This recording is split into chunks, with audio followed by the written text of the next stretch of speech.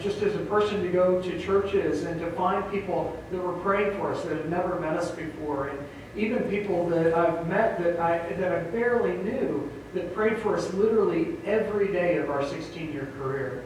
And what doors that opened up, we'll only see on the other side of eternity.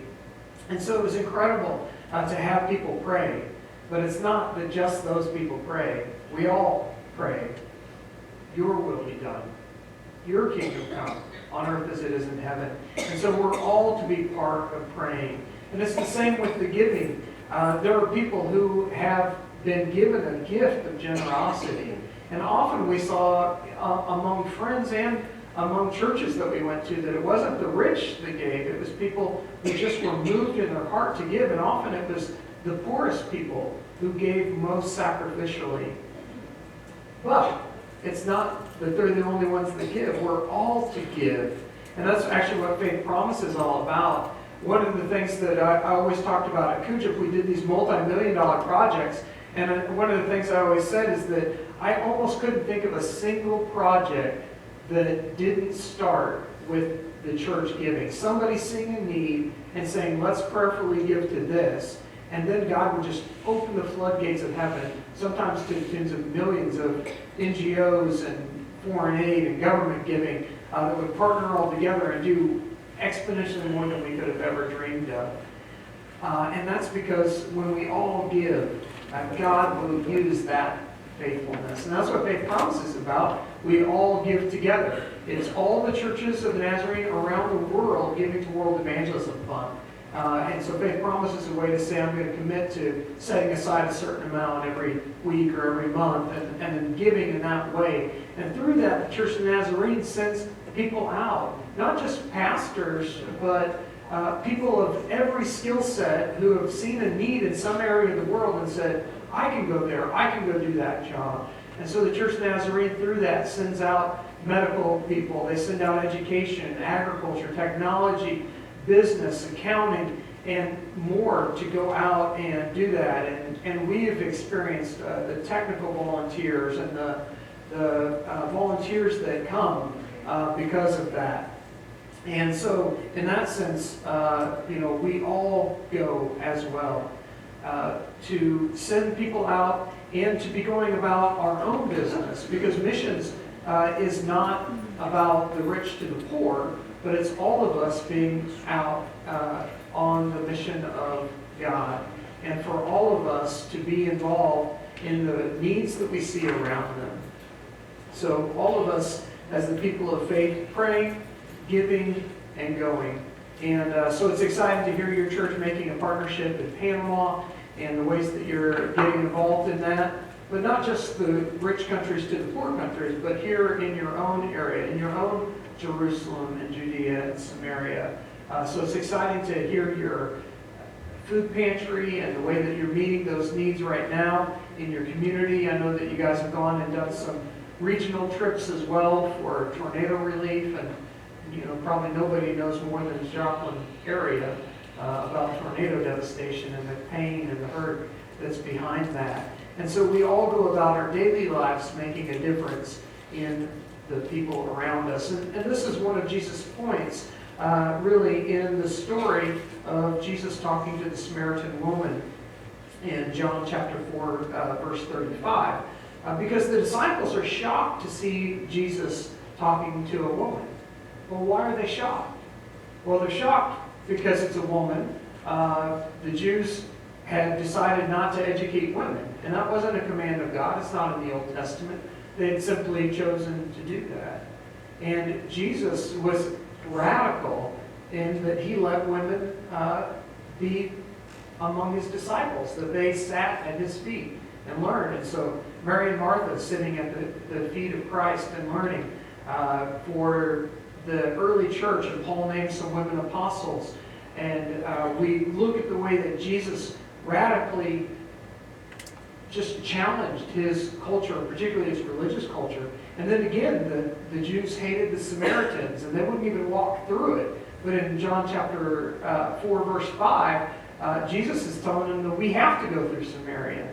And so when the disciples see his concern for the Samaritans. They're shocked because that's not the religious culture that they grew up in. And in fact, Jesus reveals himself as the Christ, the Messiah, to this woman in a very clear way that he had not done for anyone else. Because most of the time when Jesus talked to the religious people, he would quote Old Testament scriptures and prophecies about who the Messiah was to be. Because they had the context. They were the ones that were supposed to be looking for God, and when God himself came to visit them, they missed it. But to the Samaritan woman who didn't have the same background and religion, he goes out of his way. And when she says, we know someday the Messiah will come and right all of this, Jesus just comes out and says it. I'm he. And so we see Jesus coming out and looking at Samaria in a different way, looking at gender issues in a different way. And so you put that in the context, and when he says to his disciples in verse 35, don't you have a saying, it's still 4 months until the harvest? I tell you, open your eyes and look at the fields, they're ripe for harvest. Right now, right in front of you, see the needs that are happening in your culture. Leave behind the ways that we've thought about things religiously. And so this is always Jesus' point, and that he was looking for ways to proclaim freedom to the oppressed. He did it in Jerusalem and Judea and Samaria, and then he sent us out to the rest of the world. And so this has been our message throughout time. This is what we spoke in Papua New Guinea, because the ministry there was a lay ministry. It was maintenance people and nurses and doctors ministering to the people that came into their life every day at the hospital. It was our project workers and our maintenance guys. As we did these projects, we became the second biggest employer in our state. And so the community started understanding the church cared about their day-to-day life, that we were there to bless them, that we were training them, that we were giving them new job skills, and they were getting work, and that the church cared about that physical need. And hundreds more came to Christ through that, because they could see the message of the church lived out. And so we're looking for those things where we could go out and be Christ there. And we spoke that in Papua New Guinea, and we'd come back in America, and that was always part of our discussion to the churches that we spoke at, to challenge them to not only see missions as something on the other side of the world, but missions right in front of them. And so this last year that we've been back in America has been tremendously challenging for our family. And you can pray for Gail and I, particularly, and our kids, as we get used to being in America. But here we're just average workers. And I had said for years that the biggest spiritual challenge of my life, I knew God was preparing me for this, that someday, I said, if we ever go back to America and we just work outside of a ministry, regular jobs, that is going to be the hardest place for me ever. And it has been. It has been a really rough transition because we came from a place where we knew our role. We knew what we were doing. We were in a religious institution. People came expecting us to pray, asking us to pray with them. People were open to the gospel, and the culture is very spiritually open. They want to talk about spiritual things. And then we came back to America. And we're working in secular jobs. And, America has become a place of self-selected community.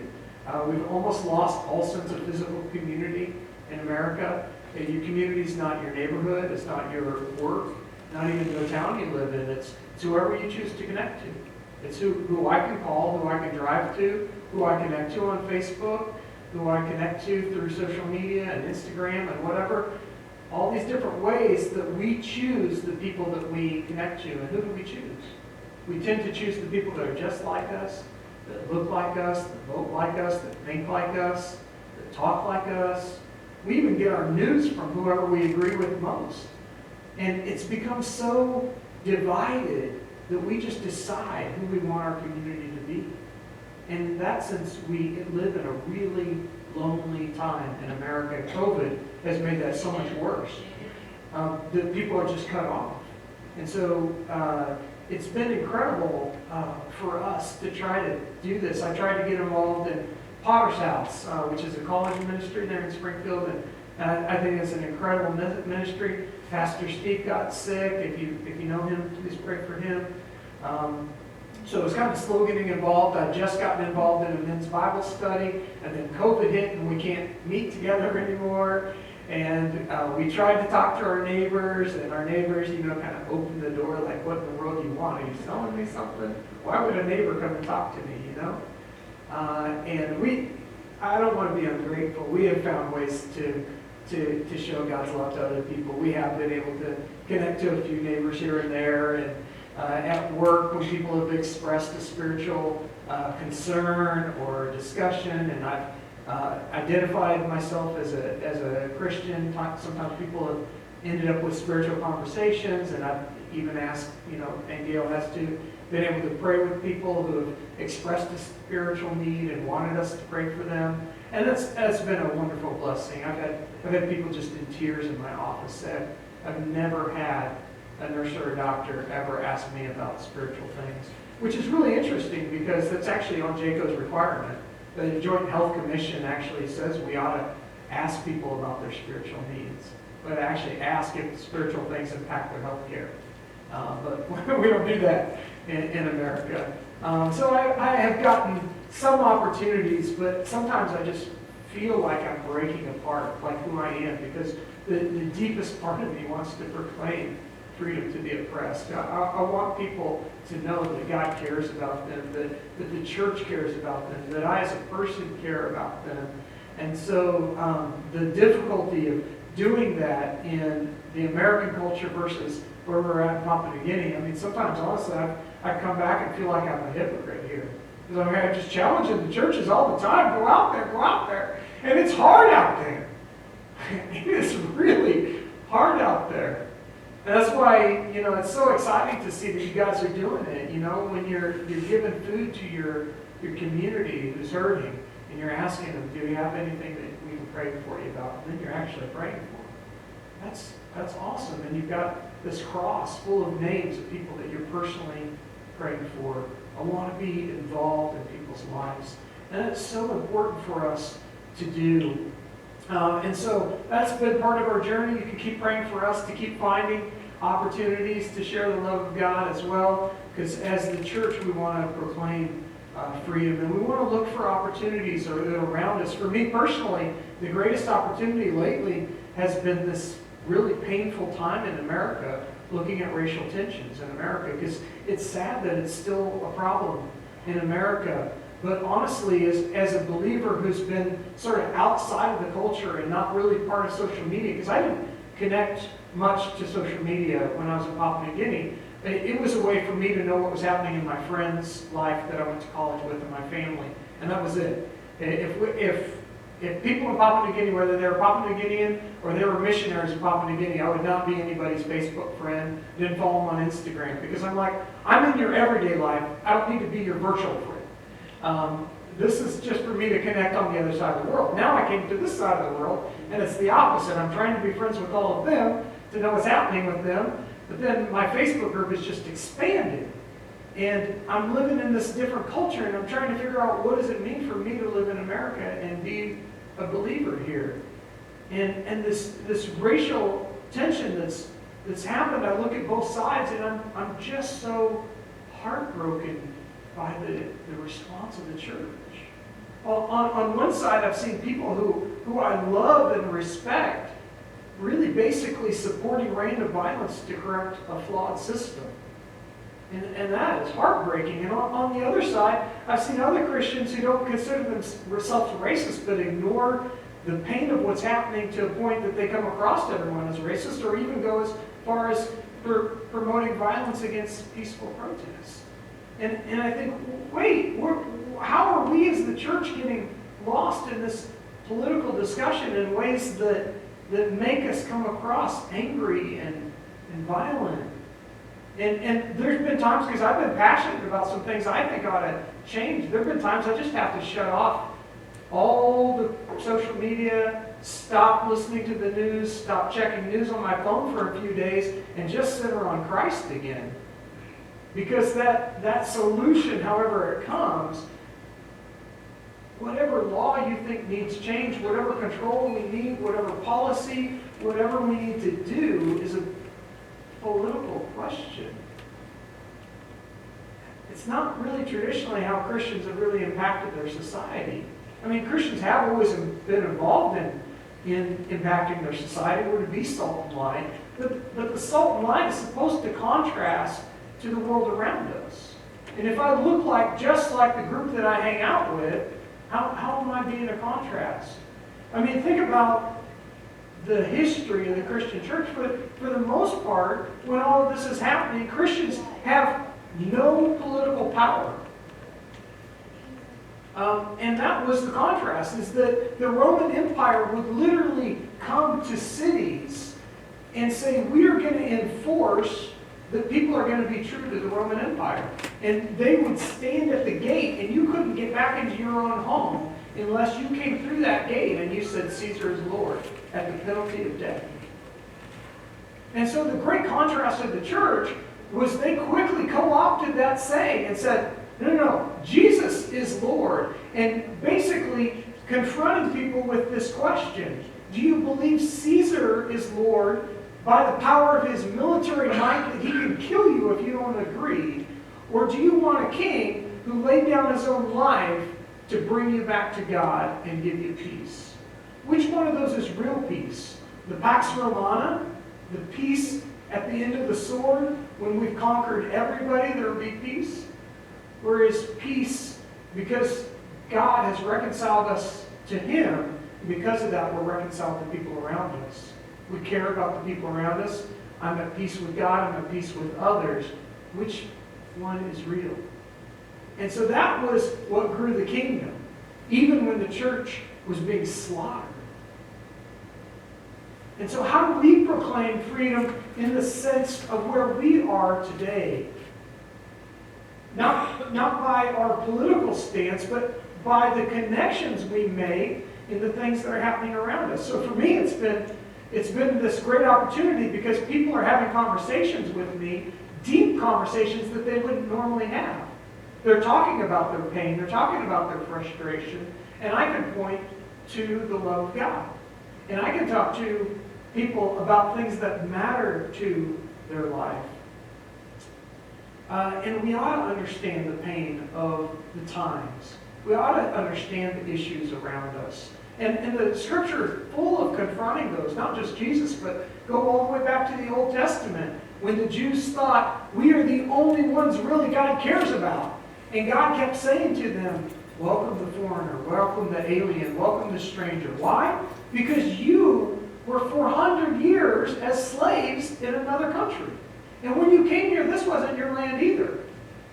So remember that you know what it's like to be an outsider.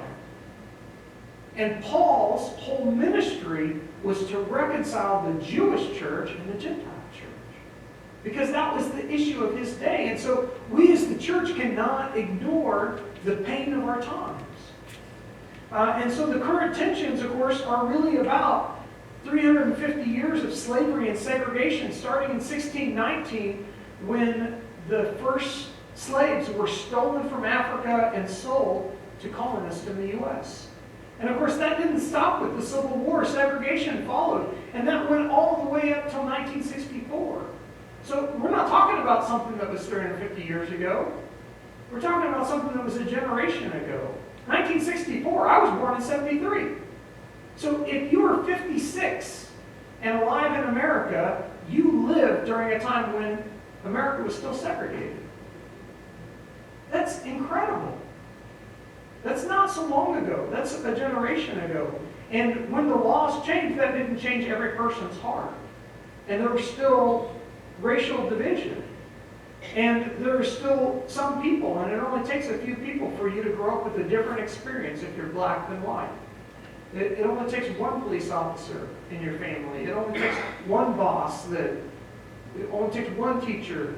It only takes one to give you a completely different experience. And of course, we're talking about here on Father's Day how fathers impact their children, and that grandparents and parents, that it matters that we pass down faith, that we pass down how we live in the world, we pass down knowledge, but we also pass down some financial things as well. You know, that even if you don't have money, that if you co-sign for a loan or you help them fix their car so they can keep their job, it all matters. And so the fact that we were segregated as a nation a generation ago has meant that what got passed down is vastly different for the average black person than it was the average white person. It's just a fact. That African Americans were more likely to grow up in an urban, poor, high crime rate neighborhood, on average, not everyone, than the average white person. And that there is still a gap in salary, that there's a gap in education, that there's a gap in home ownership rate, all the way to even last year, 2019. The last reported statistics, 73% home ownership rate among white people, 42% among black. So 40% gap. Why? Because just a generation ago, we were still segregated.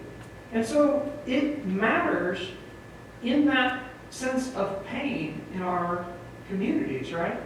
And so when a white police officer is filmed killing George Floyd, it's a very different experience for the black community to see that. And they're pointing out that they're still hurting. They're still feeling discrimination. They still feel like their kids don't have the same opportunity. And statistically, they're right.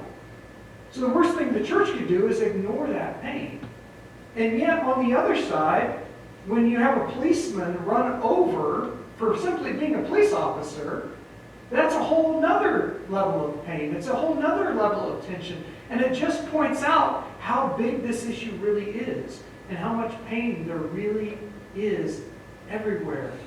And so we've got to be paying attention not to a political side, not to a political solution, but what does it mean to speak God's truth and God's love into it? And can I talk to a person that has a different view than me and not be worried about changing their vote and not be worried about changing what they think ought to happen politically about it, because that political solution is not going to help people know God. So I ought to be loving the person that I'm speaking to and thinking about how they feel when I say those words. And that's why I have to take breaks from social media. So I have to take breaks from things I care about. And when I get involved in places, I got to be careful that I don't choose a political identity over building the kingdom of Christ. And if you want an example of that to show, because I'm really not talking about a political thing. I'm talking about what it means to be the church in our time. What it means to see the harvest, not just on the other side of the world, but in front of us. What it means to reach into our Samaria. Look at who Jesus' disciples were. Jesus walked up to Matthew, the tax collector, and said, "Follow me." Now that is insane, because nobody was more hated than the tax collectors. These were Jewish people who were sellouts to the Roman government. And the Roman government was brutally oppressive. Terrible. And they made their money on top of that by skimming off the top and stealing from their own people. So you couldn't be more polarized than that. And he went up to Simon the Zealot and said, "Follow me." And the Zealots were the group of people, the Zealots were the group of Jews that believed that they were so favored by God that if they would just stand up and do what was right and follow the Levitical law and arm themselves, that they would rid Israel of the Roman oppression. And they would just kill the Romans and knock them out. And God would bless that action. So somehow, Jesus takes Matthew the tax collector and Simon the Zealot, and he gets them together. And I can't imagine what their campfire discussions were. I really can't believe that Matthew the tax collector and the Simon the Zealot ever agreed politically on what ought to happen inside of Israel. But I'll tell you this, there was a lot of pain, and there was a lot of reaction, and a lot of problems in both of their backgrounds that somehow Jesus' love healed. And somehow Matthew learned to love Simon, and Simon learned to love Matthew, two people that literally would have liked to kill each other. And Jesus brought them together, and love between those two men when they walked through town, when they followed Jesus town to town, camping, living their whole lives together, somehow that was a message to the people of his generation that God's kingdom was about something more than whatever was going to happen politically. And that's why we've got to be looking for these opportunities. We've got to be talking and taking these things as a personal challenge. It's the same with COVID. COVID has brought all this social isolation and all these health concerns and people's anxiety levels. As a doctor, I'm seeing so many people with worse anxiety and depression. And of course, on top of that, then you've got the unemployment and the concerns of what's going to happen with the economy. And there's all this hurt around us. And whatever the issues are of our day, our question should be, okay, so how do I go about the world and see the healing of Jerusalem? How do I go out into my Judea? How do I cross the racially divided Samaria? And how do I send people to the ends of the earth? Because that's what world mission is about. All Christians praying for God's kingdom to come. All Christians giving to the kingdom work in our own Jerusalem, in Judea, in Samaria, and to the ends of the earth. It's all of us going to wherever God sends us. So whether that's giving to our faith promise, getting involved in the food pantry, tornado relief, going to Panama, praying for the lead team that's going to Panama, sending boxes to the Nazarene Hospital, getting involved in the rural health outreach in Papua New Guinea, whether that's teaching a Sunday school, getting involved in a community group on racial healing, whether that's helping a family that's adopting children, whether that's praying with a neighbor, whether that's talking with a coworker, whatever that is for you, that is our call. To all pray, to all give, to all go, so that, as Jesus says, we look around us and we see that the world is ripe unto harvest. That is the heart of missions. That is the heart of God, that we bring healing to the relationships that we're in and to the people around us. Thank you. Thank you, Scott, for helping us as we get ready to take up, when we finish up here at the end, we take up those cards, so those pledge cards that you have found in your bulletin, you have those, you get those filled out, and on our way out today, we'll have you drop those in the basket in the back by the door there. We'll get those added up and announce what the goal is, or the amount is next Sunday morning. We'll announce that to you. So anyway, let me finish with a word of prayer for us here as we remember the missions and our partners here today. Father, we thank you for this day. We thank you for your love. We thank you for what you've done and all that you are doing around the world. Father, we thank you for a calling and the call on our lives for people to step up and just take leaps of faith and go to other places when they don't know the language and they're trying to figure it out, Lord. I thank you that you're working in those situations, Father, and that as we trust you with everything in our life, Lord, that you continue to provide for us. Help us today to hear your voice and hear from you in every situation, Lord. We thank you again for all that you're doing and all that you're going to do. Be with those, again, today as we leave this place. Let us be the church that you called us to. And so, Lord, we thank you for smiling faces and an opportunity to serve. And we give this time to you. In your name we pray. Amen. Have a blessed week.